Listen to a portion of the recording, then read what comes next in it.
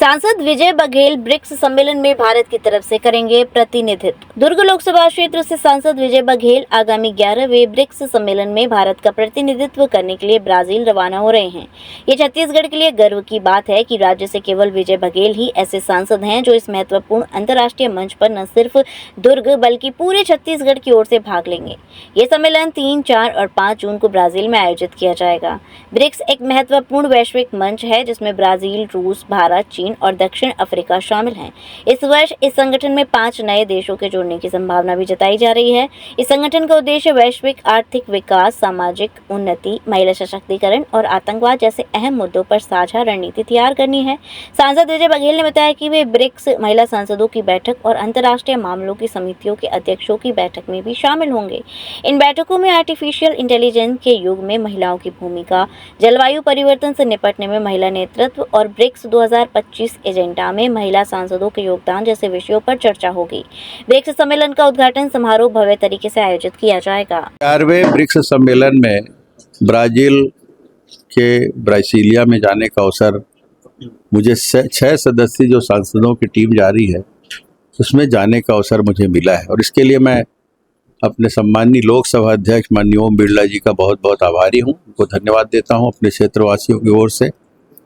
इसमें माननीय राज्यसभा के उपसभापति माननीय हरबंस जी भी हैं, एक सांसद राज्यसभा से और हैं और 4 सांसद हम लोग लोकसभा से हैं।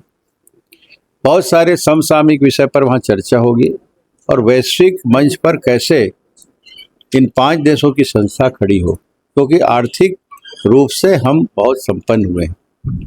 हम पिछले साल विश्व में भारत अर्थव्यवस्था की दृष्टिकोण से हम 5वें स्थान पे थे, लेकिन अब माननीय मोदी जी के नेतृत्व में हम 4थे स्थान पे आ गए और हमारा संकल्प है कि आने वाले 3 सालों में हम 3रे स्थान पर पहुंचे और ये गौरव की बात है।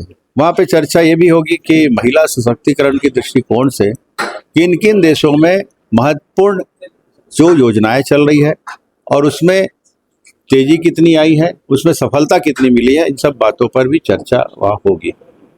एक चर्चा और भी हो सकती है जो विषय में नहीं है, एजेंडा में नहीं है।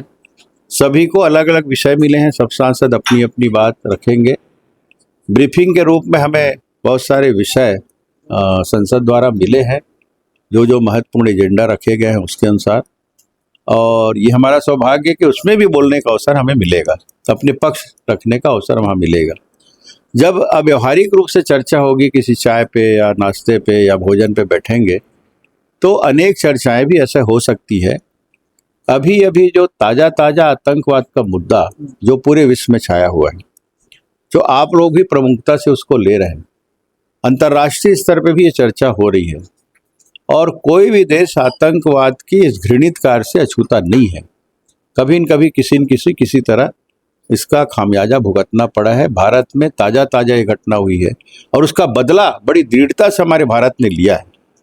हमारे यशस्वी प्रधानमंत्री जी जिस तरह देशवासियों को आह्वान किए वो फलीभूत हुआ है। हमारे सेना के जाबाज अधिकारियों द्वारा, जवानों द्वारा उसको पूर्ण किया गया, जिसमें 2 महिला अधिकारी थी। ये भी हमारे लिए फक्र की बात है। तो ये इन सब बातों की चर्चा भी होगी, ये हम मानते हैं। आप जा रहे हैं सांसद उस डेलीगेशन में शामिल हैं, कितना बड़ा अचीवमेंट है और क्या? देखिए, मेरे लिए सौभाग्य है कि जो दूसरा कार्यकाल मेरा है, जनता ने आशीर्वाद देकर भेजा है, तो मेरे दृष्टिकोण से या मेरे जानकारी के अनुसार पूर्व में मंत्री रहे माननीय चंदूलाल चंद्राकर जी, बहुत अनेक बार सांसद रहे, वो अनेक देशों का भ्रमण किए हैं। इसी तरह माननीय पुरुषोत्तम कौशिक जी मंत्री रहे, माननीय रमेश बैस जी मंत्री रहे, माननीय विष्णुदेव साय जी मंत्री रहे केंद्र में। तो वो तो अनेक देशों का दौरा किए ही हैं। शायद इन 10 सालों में जो अभी जो दूसरा कार्यकाल है उसमें पहली बार मुझे इस तरह के जो प्रतिनिधि मंडल हैं विदेशों के, जो खासकर ब्रिक्स के और अन्य जो प्रतिनिधि मंडल है, उसमें मैं पहला सांसद हूँ शायद कि मुझे जाने का अवसर ये मिल रहा है। ये मेरे लिए सौभाग्य की बात है। सम्मेलन में चाइना से क्या संबंध सुधारने का आशा लगा है? कई विषयों पर तो हमारी वहाँ पे चर्चा होगी। अब जो वहाँ जाने के बाद ही पता चलेगा। कभी भी हम नहीं चाहे, भारत तो कभी भी किसी देश से दुश्मनी नहीं चाहती। हम लोग तो वसुधैव कुटुंबकम के भाव से चलते हैं। ये हमारा आदि और अनंत काल से चला आ रहा एक मूल भाव है।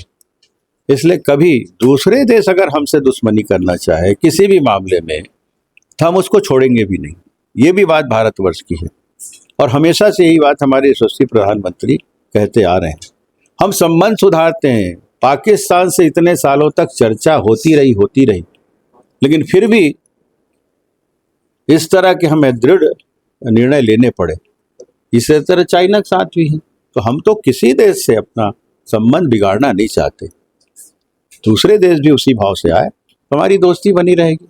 श्री राधिका स्वीट्स प्रस्तुत करते हैं अपने प्रतिष्ठित मिष्ठान के 5 अलग अलग प्रतिष्ठान, जिनमें मिलती है गुणवत्तापूर्ण शुद्ध देसी घी से निर्मित मिठाइयाँ और मिलता है शुद्धता का विश्वास। तो आइए राधिका स्वीट्स पर और लीजिए शुद्ध देसी घी से निर्मित मिठाइयाँ। हमारे प्रमुख प्रतिष्ठान है राधिका स्वीट्स, माँ वैष्णो देवी मंदिर के समीप छठी कला, राधिका स्वीट्स रेलवे पुल के पास कोसी कला, राधिका स्वीट्स मंडी समिति के सामने सौंख रोड मथुरा, राधिका स्वीट्स धौली प्याऊ मथुरा और राधिका स्वीट्स श्री कृष्ण जन्म स्थान के पास पोथरा कुंड मथुरा।